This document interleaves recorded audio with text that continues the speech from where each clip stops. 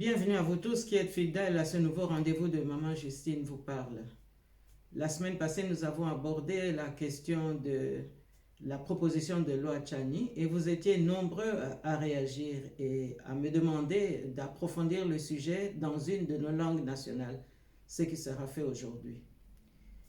Bandeko na ngai ya bolingo, bino nyonso bakongole bozali kolanda ngai lelo, napesi bino penza losako monene.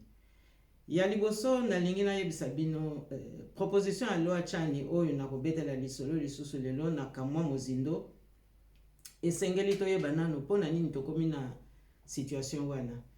Boyebi ke na bambulu eleki ntango babomaki Laurent Désiré Kabila, communauté internationale ayaki noki na Sun City barecruter ba classe politique na biso, mais nakoyebisa bino déjà que volonté ezalaki wana po ya kosala coup d'état oyo tomonaki parce que ezalaki coup d'état mpona kotia mopaya akamba mboka na biso.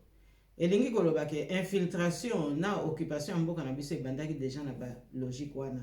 Donc petit à petit baarrangement nyonso wana il fallait sikoyo econtribuer mpona kotia mobulu na mboka na biso mpe mpona koinfiltre mboka na biso mpe mpona koorganize na nsese génocide ya peuple congolais. Alors, plan Ango ezalaki plan il y a 30 ans pour permettre Kagame oyo bazalaki ko soutenir na communauté internationale akoka kotia penza déstabilisation na mboka na biso oyo boza komona résultat lelo. Alors, tokomi lelo yo na situation oyo ndenge nini? Tokomi wana pamba te trahison ezalaki mingi na kati na biso moko, mais ba mususu pe bayebaki ke tozali na mboka na biso na bapaya et que tokoki ko continuer ndenge wana te. Ba mususu kutu na campagne électorale à 2006 bazalaki ko dénoncer likambo wana balobi mais entre soso na ndeke supposé que ndeke ezali mopaya oyo aza kokamba mboka bokopona nani bamususu bazalaki ko symboliser yango ndenge wana. Donc ça veut dire que depuis longtemps toyebi ke mboka na biso bapaya bakota, mais complicité ya biso bakongolais nde moto yaki penza ko accentuer problème wana. Alors peuple congolais lelo bobanga te naza koyoka vraiment mindondo ebele boswani pe mingi ekoti pona proposition ya loi Tchani, mais proposition wana elingi koloba nini? Elingi koloba ke pona to récupérer mboka na biso pona kosukisa occupation esengeli to rattraper ba fonction régalienne. Donc ba fonction oyo epesaka penza elembo munene oyo elandaka penza mibeko ya mboka, constitution ya mboka, protection ya mabele na biso, c'est-à-dire mabele ya bakoko na biso, mabele oyo biso pe tozali ko défendre lelo pe oyo tokotikela bana na biso. La proposition de loi wana elobini pona kokamba mboka il faut zala de père et de mère congolais, na kanisi ba explication wana nyonso bokoki ko trouver en gros penza facilement na débat oyo kozala na parlement. Mais lingi koloba ke pose la président de la République, ozala ministre des Affaires étrangères, justice, intérieur, gouverneur de la banque, économie, ba fonction wana nyonso, défense nationale, nyonso to wana, justice aussi, eza kosenga nini? Eza kosenga ozala congolais parce que loyauté républicaine kaka congolais oya botami ayebi ke bakoko na ye bakunda ye na mabele wana ye kaka mutu akoki ko défendre yango. Bokoki komona yango mabe te, bo se laisser intimider te, na yebi ke balai diplomatique ezali vraiment kokende moto mikolo oyo, mais nyonso wana eza kolakisa nini? Eza kolakisa ke mbeba oyo bakotisaki na mboka na biso communauté internationale azali consciente na yango. Alors mingi pe babebaki.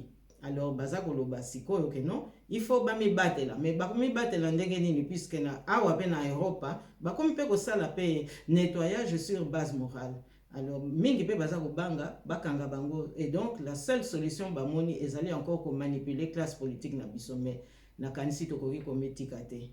Alors sikoyo naza komona ke ba msusu bakomi kosala kutu ba menace te ezali biso bakatange mutu baza ko viser loi ekoki ko viser contre mutu te, ekoki pe kozala en faveur à mutu te, loi ezali opposable à tous, c'est-à-dire que nous sommes tous égaux devant la loi.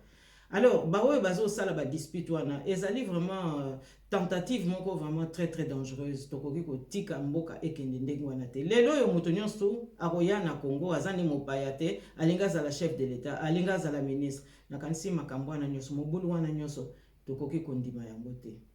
Na yango sikoyo nga naza koloba baoyo bazali na ba argument oyo ke ezali kopesa bango penza ndingisa bakende ko contre proposition ya loi Tchani. Mais pourquoi bakokende te na parlement lokola monsieur Tchani asalaki na député Nsingi Pululu. Il faut bakende pe na parlement ko solola kuna peuple nde awoya ko trancher.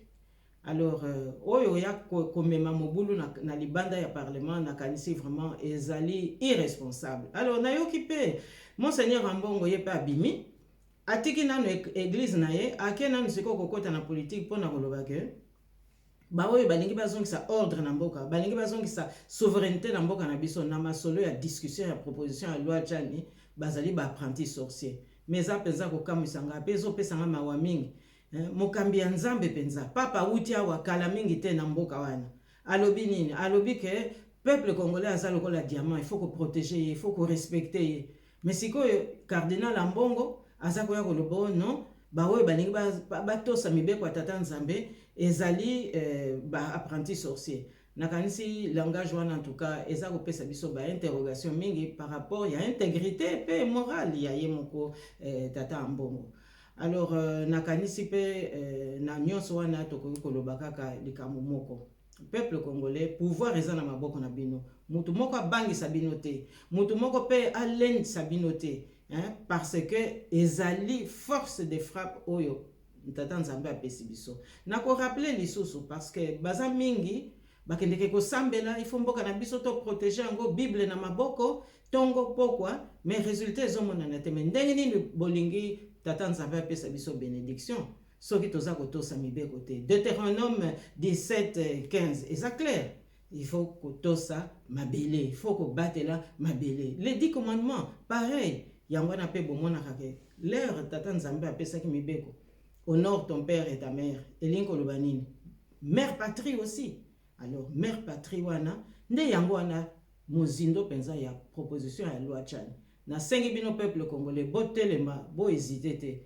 Ezali chance na biso pona ko préserver mboka na biso moke nde to kobanda kozongisa makambo na nzela. Yango wana lisolo nazalaki nango lelo pona bino na pesi bino losako pe tomonani na mikoleko ya